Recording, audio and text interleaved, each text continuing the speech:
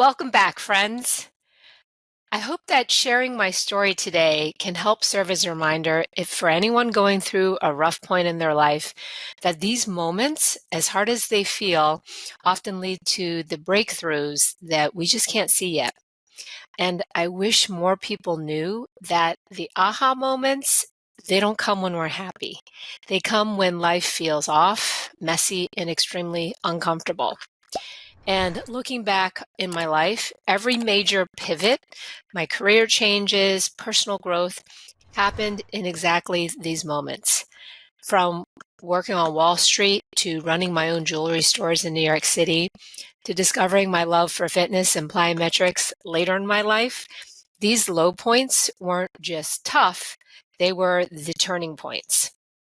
So let's take it back. 23-year-old me was bright-eyed and ambitious, and I landed a dream job at Goldman Sachs. And back then, this was the job that every college graduate wanted. And coming from a suburban background where I have immigrant parents who were federal civil servants, it felt like the pinnacle. I had no idea the path ahead would twist and turn so much.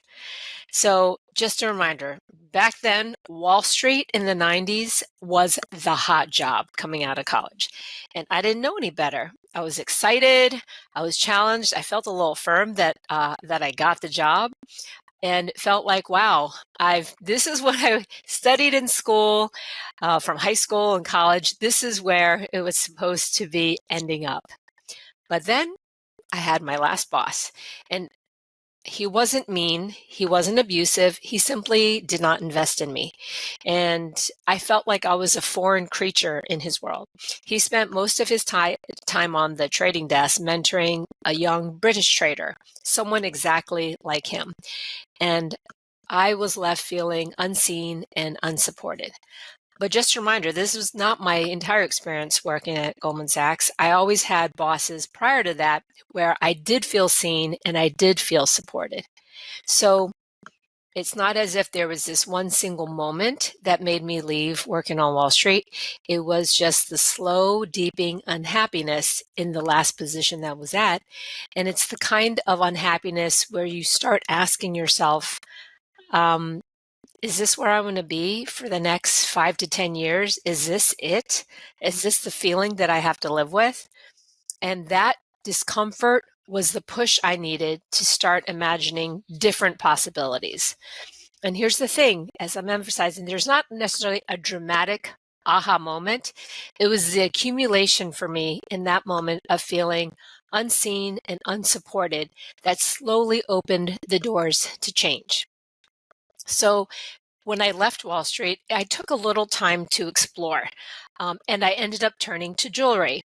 Now, it wasn't like, oh, let me try this. I'd always been creative as a kid, but growing up in a family that valued stability, arts and crafts were just hobbies. They were never supposed to be careers.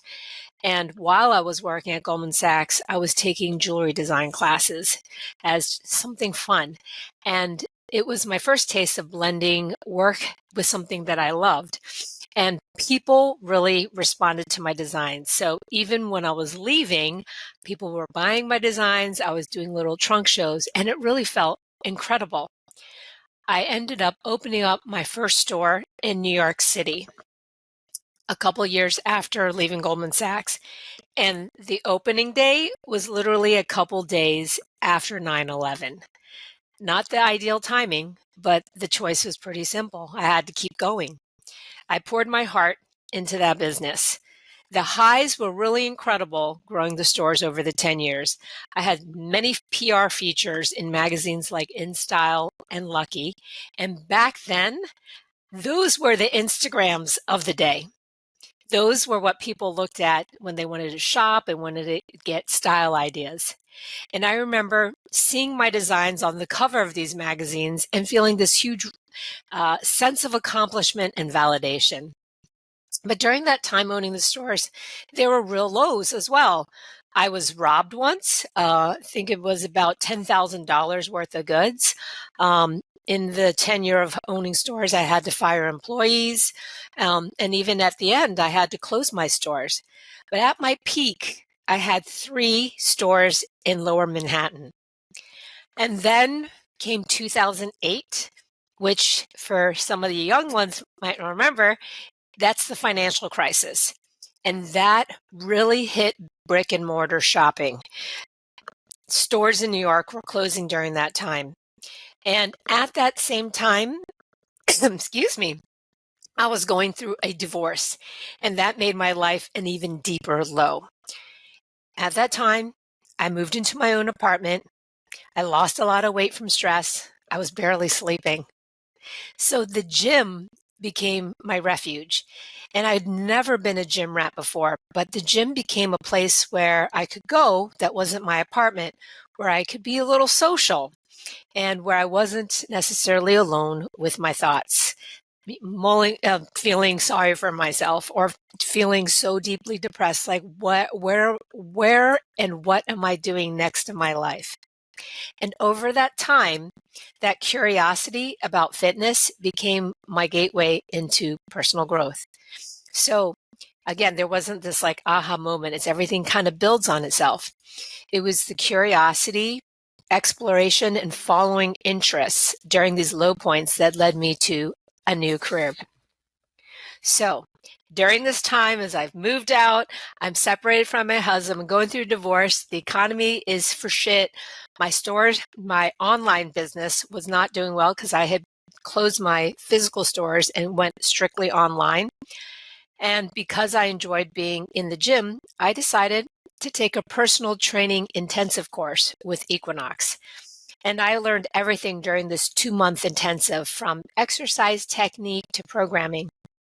And at the end, the instructors had told us, well, if you're interested in working at a place like Equinox, just approach your local gym, your local Equinox, and apply. And that's how I got started into fitness. I was still running my online jewelry store because I no longer had the physical locations. And over the years of doing that and really dialing in on my fitness, I found such a joy in coaching others. And then to my final pivot that I wanted to share in 2023, so just a couple years ago, is when I got into plyometrics, as a trainer. I was taking a boxing class, and of course, like in a lot of boxing classes, we had a jump rope, and I sucked. And I've been lifting with barbells and kettlebells and training clients for years, but jump rope humbled me. It's like, what? This is a kid's activity, and I can't get through 1 or 2 rounds without tripping on my feet. And so there was room to grow. And I became very curious about how can I get better? How can I get lighter on my feet? So I actually hired the boxing coach to be my trainer, where we were primarily focusing on agility and plyometrics. And that small spark of curiosity and interest of self-improvement turned into a real passion. So by 2024, I was sharing my plyos on Instagram, gaining recognition, and launching my first Intro to Plyometrics for Women 50 Plus course. Now, this is something where 23, 22-year-old Tina could never have imagined doing for work. And it's now become a core part of my joy in my career. So in looking back, the common thread to me is very clear. Discomfort is what motivates change. Low points make us receptive to decisions we wouldn't consider when life is content and easy. It's discomfort that gives us courage. It opens us to experimentation. It's the nudge that moves us from being stuck into taking action. Each of the pivots prepared me for the next one. So if you're in a rough season right now, know this: your discomfort isn't just pain, it's a signal. It's guiding you to something better.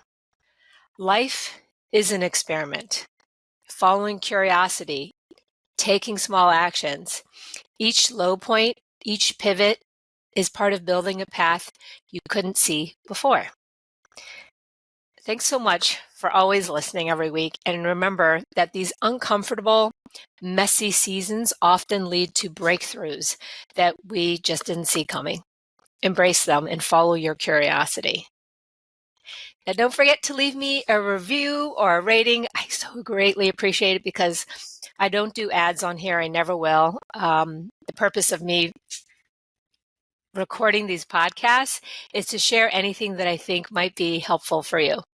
And I look forward to chatting with you next week.